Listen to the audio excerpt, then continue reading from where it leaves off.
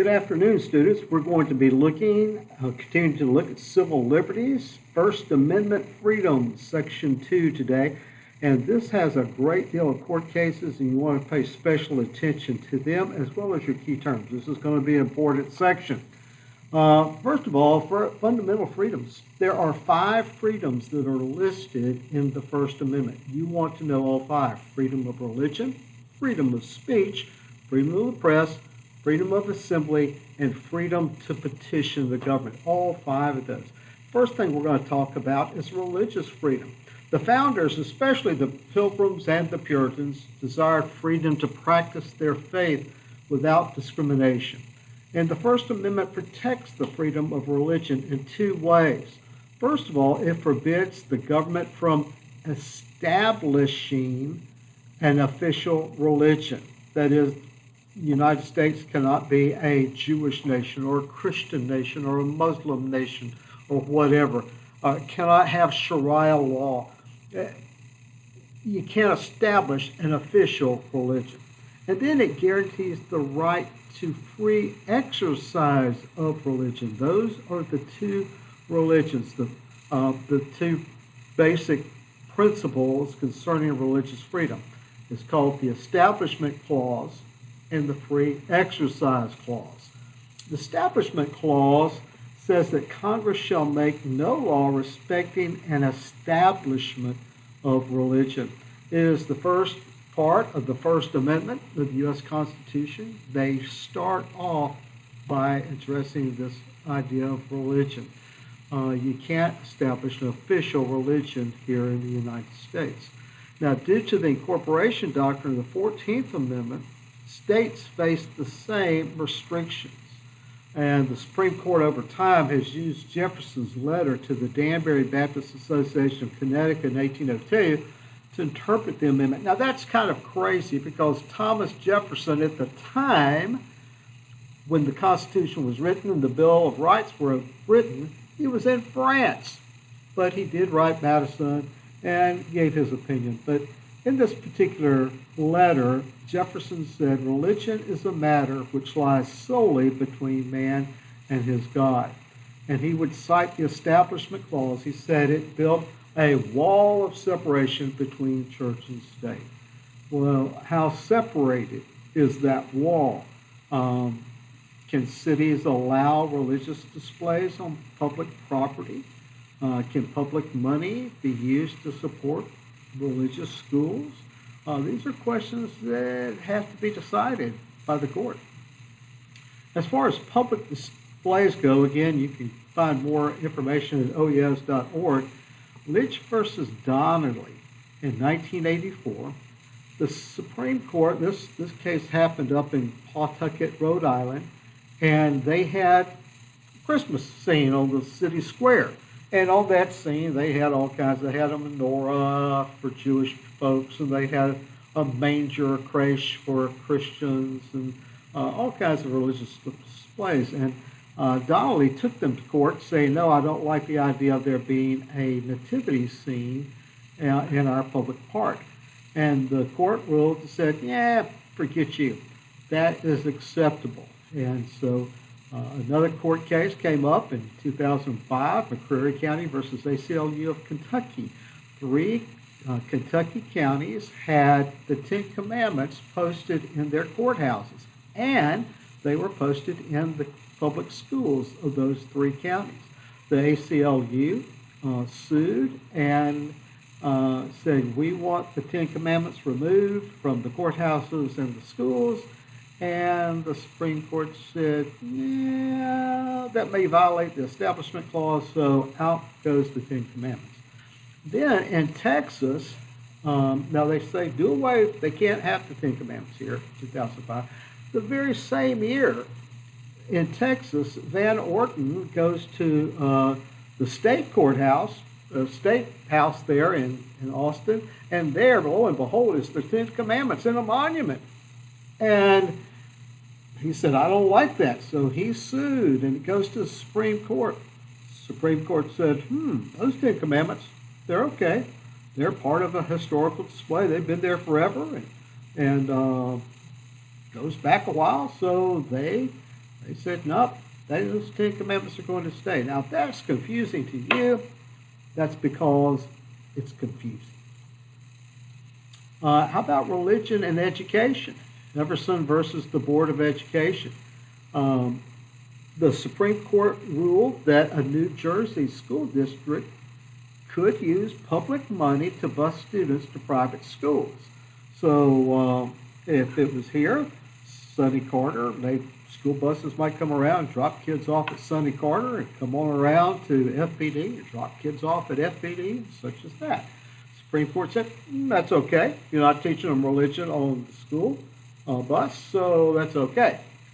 However, in 1962, in Engel versus Batal, that's a very important case, the Supreme Court ruled that students cannot begin the school day with school prayer. Never mind that for 170 years they had done that in the public schools of New York. Can't do it anymore. And this is especially, this is onerous to me. This is the prayer that they were praying.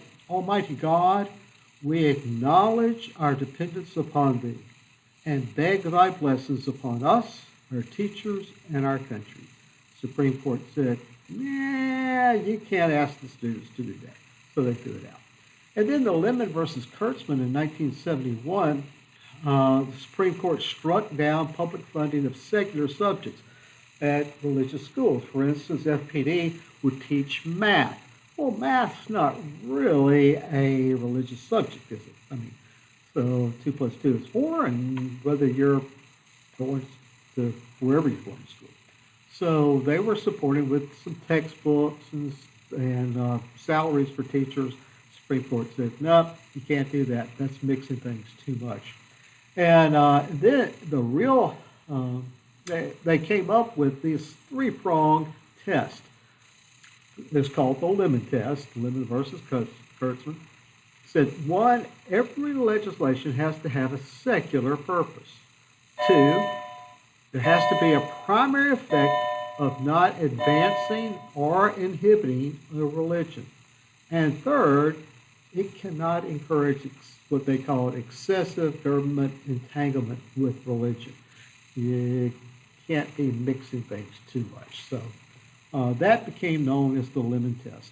And then in the Wallace versus Jeffrey, the Supreme Court ruled that the school could not require that the public school can begin with silent meditation or voluntary prayer. Alabama had tried to institute the beginning of the school day with the teachers saying, students, let's just be quiet for a moment. You can put your head on your desk or whatever, but let's be quiet and just think, meditate. If you want to, you can pray, whatever, for 1 minute. Can't do that, according to the Supreme Court.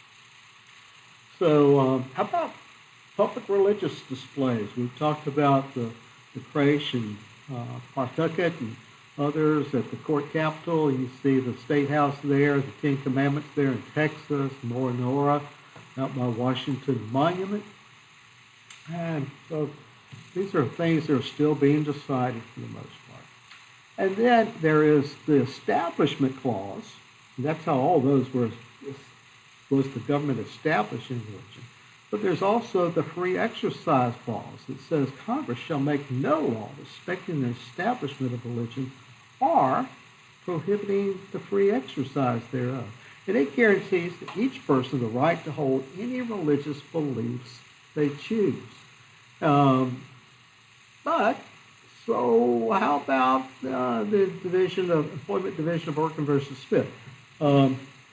Oregon had a law, well, Smith and some others were counselors in a drug rehab program. Well, it turns out that Smith and others were using drugs themselves for their religious reasons. They were kind of a strange religion, and they said, we're smoking this hash because we belong to this group that believes you should do that. And so they tried to get their jobs back. But Supreme Court ruled, no, drug use, even religious drug use, can be punished if it is illegal.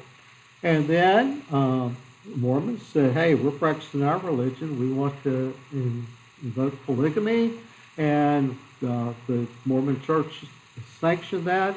And the Supreme Court ruled, not if you want to be a state. So they couldn't become a state until they did away with that idea of polygamy. And they said the government does have a strong interest in protecting some social norms, like one man, one woman. That was back in the day. And then Minersville School District versus Govicius, Supreme Court ruled that a child could be expelled for refusing to salute the American flag. Hey, but don't get too concerned because that was overturned in West Virginia State Board of Education versus Barnett. And the Supreme Court reversed that. So now, if all your class stands up to salute the flag, say the Pledge of Allegiance, you don't have to. You don't have to. And then in Wisconsin versus Yoder, this dealt with the Wisconsin state law that said you have to go to school till you're 16. And some of the Amish people said, we think our children just need to go to school till they're 14 or through the 8th grade. And so it went all the way to the Supreme Court. Supreme Court decided in favor of Yoder, the free exercise of religion, trumped the state's interest in compulsory education. And so anyway, you can read over the West Virginia State Board of Education versus Barnett on the saluting and saying the Pledge of Allegiance to the flag. Freedom of speech and press, freedoms may be limited by national security interests.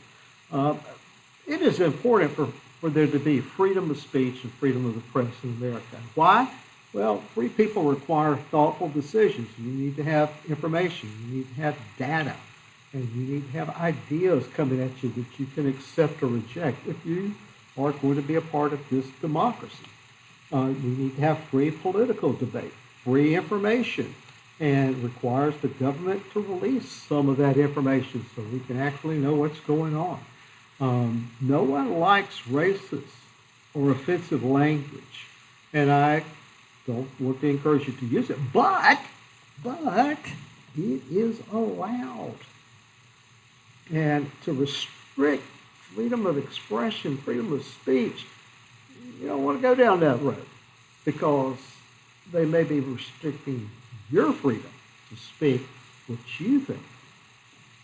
But there has to be some limits on freedoms. Government can limit obscene material. Now, that's becoming increasingly difficult. False advertising can be outlawed.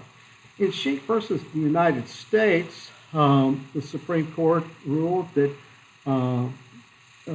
Schenck, who was a socialist, and he was declaring, don't sign up for the draft, sent out flyers and leaflets to men in World War I, saying, don't fight for America, So he got in jail. He got thrown in jail. And Justice Oliver Wendell Holmes said that the most stringent protection of free speech would not protect a man in falsely shouting fire in a theater and causing a panic. In other words, your speech is limited if it's going to do harm, direct harm to others. Slander, you want to know the definition of. Libel, you want to know the definition of. They are different, but kind of the same, so be careful. Supreme Court ruled in New York Times versus Sullivan that public officials have fewer legal protections regarding libel, and that libel being a printed defamatory statement. So, if you print something in the newspaper about President Trump, he's a public figure. You're probably okay. If you print something about John Howard and it's a lie, a blatant lie, and it's malicious and ugly, I can sue you. So it probably gets something back. So be careful what you write. There are limits. Treason, you want to know that definition, the crime of making war against the United States or giving aid and comfort. Sedition, a legal term, you want to know that, Alien Sedition Acts. And we're not going to get all the way through this section. And I will probably just label this section 1 and pick up with the rest of it that I will label Section 2B or something like that. So you